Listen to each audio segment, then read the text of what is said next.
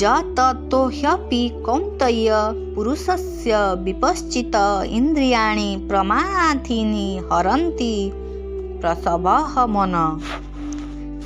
कारण हे कुंती नंदन, रसबुद्धि थिबारु प्रमथनशील इंद्रिय माने प्रयत्नशील विद्वान मनुष्यंकर मन को मध्य बलपूर्वक हरण करि नियंती। जतातो ह्यपि प्रसवः मन।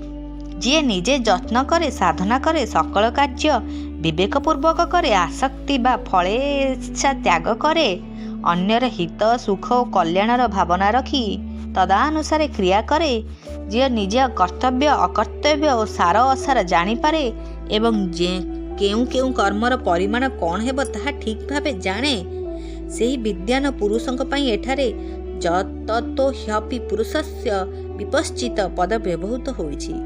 एहिपरि प्रयत्नशील विद्वान पुरुषर मन को मध्य प्रथमशील इंद्रिय माने बलपूर्वक हरण करि नियंती एवं विषय आड़कू टाणी नियंती, अर्थात से विषय आड़कू टाणी नहीं थाए, आकृष्ट हो जाए।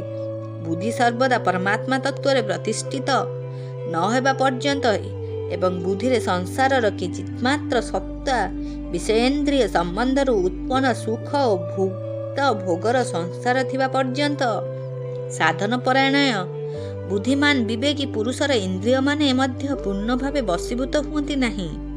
भुक्त भोगर संस्कार हेतु इंद्रिय मानकर विषय सम्मुख को आसिले इंद्रिय माने मन और बुद्धि को बलपूर्वक विषय दिग को टाणी नियंती। विषय सम्मुख को आसवा को विचलित हो जाउथिले अनेक ऋषि मानकर उदाहरण मध्य रहिछि। तेणु मो इंद्रिय माने वशरे अछंती एपरि विश्वास साधक केबे करिबा उचित नुहे एवं मु इंद्रियजित होई जाइछि एपरि अभिमान मध्य केबे करिबा उचित नुहे।